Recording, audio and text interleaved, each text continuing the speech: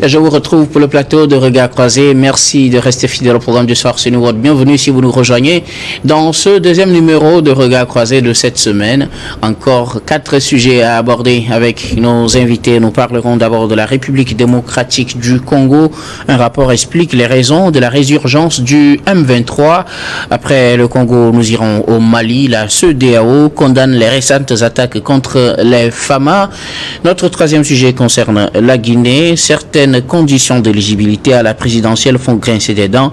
Puis nous terminerons bien évidemment par le Togo. Ambassadeur et chargé d'affaires s'imprègne de la nouvelle constitution. Et pour en parler ce soir, 3 invités sur ce plateau. Avec moi, Abdou Jalil Gafo, vous êtes analyste politique. Bonsoir Jalil et bienvenue. Bonsoir Guillaume. Merci beaucoup à vous d'avoir répondu à notre invitation. À côté de vous, Louis Kamako, vous êtes journaliste et analyste politique. Bonsoir Louis et bienvenue. Bonsoir docteur, merci de m'avoir invité. Notre troisième invité ce soir, Samir Ourosama, vous êtes juriste et président de l'ICJVE, l'initiative citoyenne des jeunes, la voix des enfants. Bonsoir Samir et bienvenue. Bonsoir Guillaume, bonsoir à tous ceux qui nous suivent sur toute l'étendue du territoire national, plus précisément à Takpamé, c'est dans la région des plateaux, à environ 162 km de Lomé, la capitale du Togo, un peu partout à travers le monde, notamment à New Delhi en Inde et à Nouakchott en Mauritanie, comme j'ai toujours l'habitude de le dire, grâce à New TV. Merci beaucoup. À vous tous d'avoir répondu à notre invitation, à vous très chers téléspectateurs de rester câblés. Nous allons donc aborder notre premier sujet. Nous prenons la direction de la région des Grands Lacs et la République démocratique du Congo plus précisément. Un rapport explique les raisons de la résurgence du M23. C'est un rapport de 2 organisations qui sont revenues sur la résurgence du groupe rebelle du M23. Un rapport qui explique que cette résurgence est due à des raisons externes, essentiellement le rapprochement dans un premier temps entre l'Ouganda et la République démocratique du Congo qui en 2021 ont décidé de se rapprocher et de mettre en commun leurs forces pour lutter contre les rebelles FDR qui sont ADF plutôt, des rebelles ADF qui sont des rebelles d'origine ougandaise, et donc ce rapprochement et aussi un autre rapprochement entre la RDC et l'Ouganda au plan économique aurait créé un sentiment d'isolement au niveau du Rwanda qui a décidé donc de réveiller le groupe rebelle M23. En tout cas, c'est ce que dit ce rapport des groupes Ebuteli et du groupe d'études sur le Congo EEC, rapport rendu public ce 6 août. Nous en parlons avec nos invités. Je voudrais bien commencer par vous, Samir Ourosama.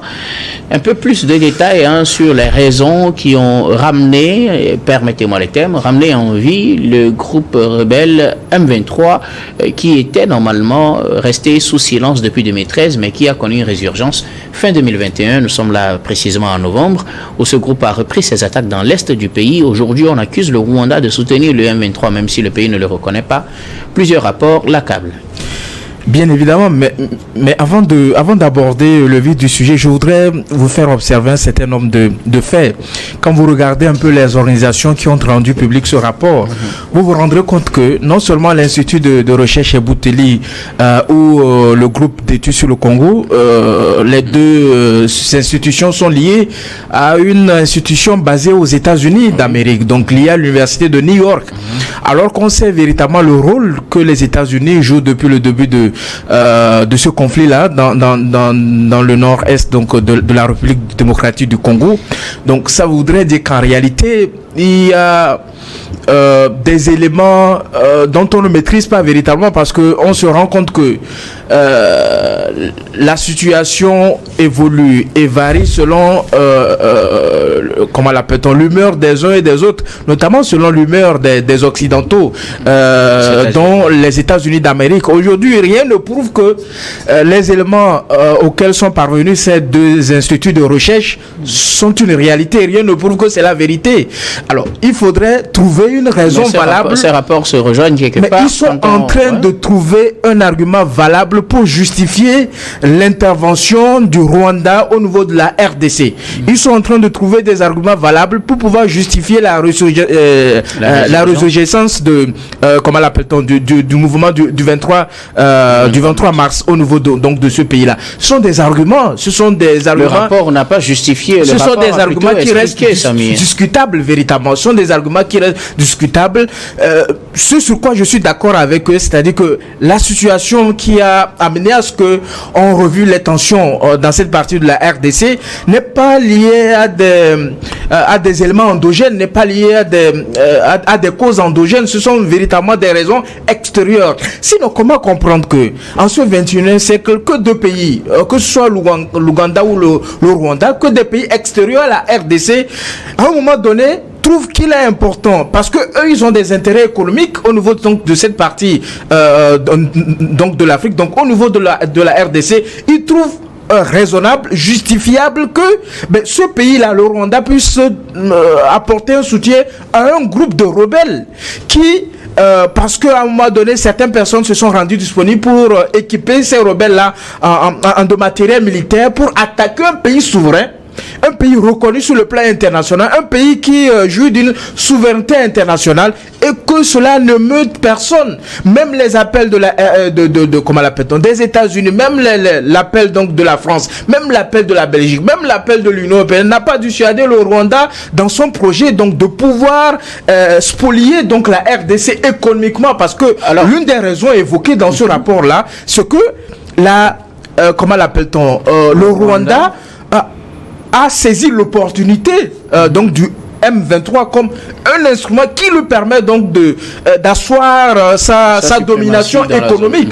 Donc, plus vous occupez le territoire d'un pays, et cela ne doit pas être, comment l'appelle-t-on, une nouveauté pour personne, que cette partie de la RDC regorge un certain nombre de ressources naturelles. Donc, plus vous avez la domination au niveau de cette partie-là, plus vous avez les possibilités, parce que vous contrôlez cette partie du territoire de la RDC, de pouvoir profiter économiquement, donc de pouvoir exploiter les ressources, de pouvoir profiter des échanges commerciaux entre cette partie donc de la RDC avec votre pays. Sinon, alors, que reprochez-vous à ce rapport concrètement? Vous pensez qu'il ne dénonce pour moi, ce rapport n'est pas impartial. Ce rapport n'est pas impartial. Sinon, comment vous allez comprendre que deux institutions... Ce rapport fait-il la ce n'est pas impartial parce que ce rapport a été pondu par deux organisations qui ont leur base aux États-Unis. C'est tout simplement cela. Comment comprendre que deux institutions qui sont censées et qui s'intitulent le groupe de recherche sur le Congo, et puis l'Institut de recherche Ebouteli, donc ça veut dire que c'est en langue congolais, qui sont basés à New York, et de New York, ils pondent des rapports parce qu'ils sont parvenus à des comment l'appelle-t-on, à des conclusions. Mais quelle enquête ils ont mené en étant dans un bureau quelque part à plus de 12 000 km donc de la RDC? Comment est-ce qu'on peut accorder une certaine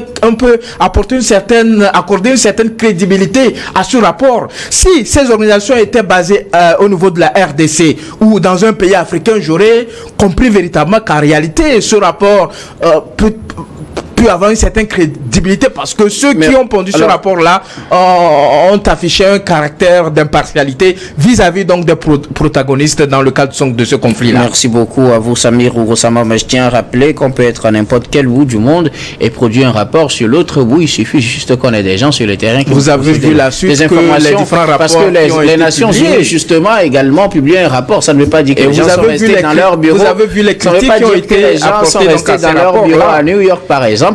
Nous produire un rapport. On peut être en Europe ou aux États-Unis et produire un rapport sur n'importe quel pays. Si c'est ça juste la raison, j'étais juste à apporter une précision. En tout cas, merci pour votre argumentaire. Alors, Abdou Jalil, ce rapport explique que les raisons de la résurgence du M23 sont des raisons externes à la République démocratique du Congo, parce que si on s'en tient à la raison donnée normalement par le Rwanda, c'est que c'est un problème interne à la RDC, c'est un problème entre des citoyens congolais que la RDC n'a pas pu résoudre et qui a ravivé les flammes au niveau du M23. Mais selon ce rapport, c'est plutôt la RDC et le Rwanda et l'Ouganda qui, en concurrence, donc sur plusieurs aspects économiques et militaire, a poussé le Rwanda à provoquer cette résurgence du M23. Oui, merci Guillaume. Moi, je m'en vais dire que depuis le moment où la RDC a laissé à l'Ouganda de faire cette route-là qui ralliait l'Est du pays, le Rwanda s'est vu menacé par ce rapprochement entre l'Ouganda et puis la RDC. En tout cas, c'est ce que dit ce rapport. Donc, c'est ce rapport qui le dit. Comme le dit le confrère, en tant que ces rapports que les autres, ces organismes ont fait ne peut être vrai, mais je peux dire, comme vous venez de le dire, que ça ne peut être vrai que parce que pour faire un rapport, il faut les gens sur le terrain. Est-ce que vous voyez? Donc aujourd'hui, tant qu'on n'a pas de preuves palpables qui loue directement, c'est-à-dire qui permet de dire que c'est la RDC qui ravive tous ces conflits au niveau du Rwanda plutôt, au niveau de l'Est du Congo. Je pense bien qu'on aura beau dire, on aura tout dit, je pense bien que le Rwanda va toujours garder sa position. Donc au jour d'aujourd'hui, je pense bien que la communauté internationale l'a déjà fait. Il faut que les autres acteurs de l'Afrique puissent quand même mettre la main là-dedans, parce qu'aujourd'hui, à chaque moment, on parle de la CEDEAO et de l'Union africaine. Quel rôle ils jouent maintenant dans ce conflit depuis ce temps jusqu'à maintenant? Sauf que le Congo n'est pas membre de la CEDEAO. De la CEDEAO aussi, on ne parle pas de la CEDEAO. De la SADC, par exemple, oui. Mais tout ça... Pour la SADC, par exemple, la SADC a normalement prévu envoyer 4800 soldats sur le terrain, sauf que seuls 800 sont pour le moment sur le terrain. Jusque-là, on attend l'arrivée d'une nouvelle vague. Mais quand même, ils font quelque chose en matière militaire dans la résolution. Et l'Union africaine, à travers l'Angola, essaie aussi de faire une médiation qui a permis d'obtenir un cessez-le-feu, même s'il n'a pas été respecté. Mais la rébellion en Afrique a été causée toujours par nos propres frères africains. Est-ce que vous voyez? Pour pouvoir gérer un problème de rebelles dans l'Est du Congo, il faut toujours aller à la table de négociation. Il faut que quand même le président Paul Kagame négocie, oui, c'est-à-dire il faut quand même qu'il discute, parce que ces rebelles, c'est des hommes comme nous, c'est des personnes, c'est des entités qui les arment. Et si on arrive à trouver les terrains d'entente entre les FDLR et puis l'autre rebelle de l'Ouganda, je pense bien ils auront quand même à trouver un terrain d'entente pour pouvoir essayer de limiter tous ces dégâts-là qui se passent au nord du Congo, à l'est du Congo. Donc, je pense bien qu'il n'y aura pas de problème par la suite s'ils arrivent quand même à trouver le nœud même du problème. Quel est l'intérêt? Et c'est quoi le nœud du problème selon vous? Le nœud du problème aujourd'hui, c'est l'intérêt économique, c'est l'intérêt, les ressources qui se trouvent au nord à l'est du Congo. C'est de ça que profite aujourd'hui. Moi, je peux pas, j'ai pas de rapport, j'ai pas de preuves qui prouvent que c'est le Rwanda qui le fait en totalité.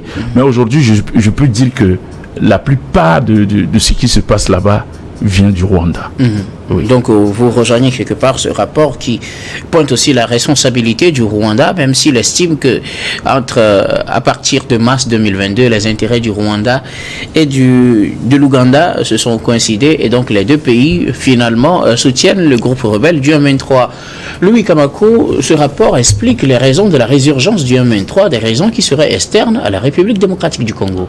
Oui, j'ai envie de dire un rapport de plus sur la situation en Inde et Congo, sauf que ces rapports-là, à mon avis, ne reflètent pas la réalité sur le terrain. Les uns les autres l'ont dit.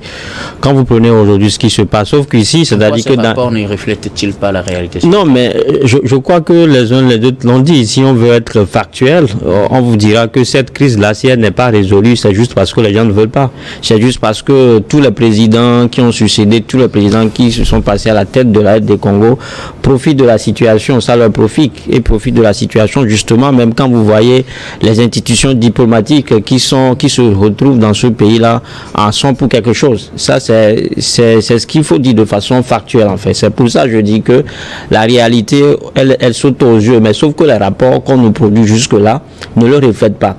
Quand vous voyez aujourd'hui... Ce rapport n'est pas crédible ou bien ne dit pas tout? Non, je ne peux pas tout de suite jeter le bébé avec l'eau du bain en fait. Ce que je dis, par exemple, quand vous prenez le rapport, il y a au moins une certaine similitude avec les précédents rapports. On nous tente toujours de situer ou bien de nous montrer que le Rwanda a quelque chose à voir dans cette crise-là. Oui.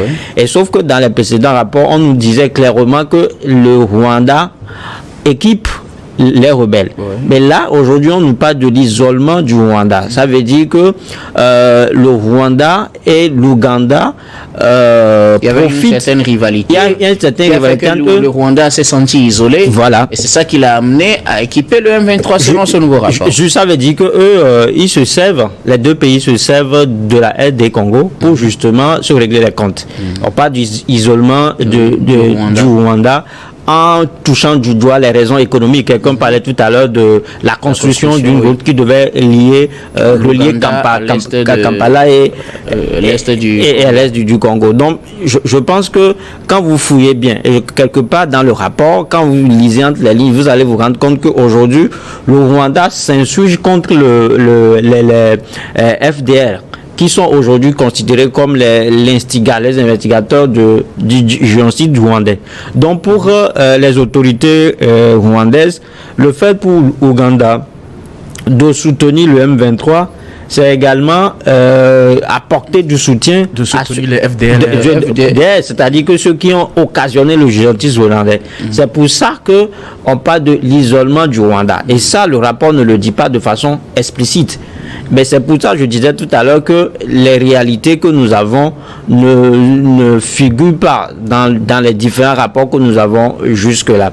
Et quand vous voyez également ce qui est dit, et qu'on nous parle de la faiblesse de l'armée congolaise. Oui, et ça, je pense que ça, au moins, c'est une réalité. Et parce qu'il n'y a pas une volonté manifeste, en fait, des autorités en place de réduire ce problème. Il n'y a pas une volonté des autorités congolaises, en fait, de mettre en place une armée régulière, bien d'équiper une armée congolaise digne de son nom pour pouvoir venir. Le président Tshisekedi en fait sa priorité, apparemment. Et où est le résultat, on ne le voit pas. Aujourd'hui, il n'y a que les troupes étrangères qui sont là, qui combattent le M23. Aux côtés des forces congolaises. Les Congolais qui sont minimes, en fait. C'est-à-dire qu'il faut qu'à un moment donné, que les Congolais même prennent la responsabilité, qu'ils même se mettent au devant de la scène pour pouvoir justement jouer leur partition. C'est pas forcément, parce qu'on le dit, c'est justement compte tenu des gisements, des ressources, qu'on regarde cette partie du Congo-là, qui cause problème. C'est vrai, aujourd'hui on peut traiter le Rwandais, mais moi je me dis que si, avec toutes les richesses que ce pays comporte, et aujourd'hui on continue par parler de cette crise-là, ça dit que ça m'étonnerait. Si le pays n'a pas les moyens, si on n'a pas de l'argent pour justement s'équiper en matériel, pourquoi ne pas justement bailler une partie de ces gisements-là en contrepartie, en contrepartie pour peut-être trouver des matériels auprès des pays comme la Turquie, l'Iran, qui disposent en fait d'un armement important. Donc c'est pour ça que je pense que c'est un manque de volonté de la part des autorités congolaises, et non seulement de la part des autorités congolaises, mais des institutions diplomatiques qui sont au Congo, qui elles tous profitent de cette situation. Merci beaucoup à vous, en tout cas, pour le fait de faire des échanges entre les ressources minières du pays et des investissements. Voilà. Il y a une preuve palpable, c'est l'accord du Congo avec la Chine. Justement, c'est au plan économique où la Chine investit dans les infrastructures dans le pays afin de pouvoir exploiter, en contrepartie plutôt, de l'exploitation du sous-sol congolais. Nous allons marquer la première pause, puis on revient juste après pour la suite de cette émission.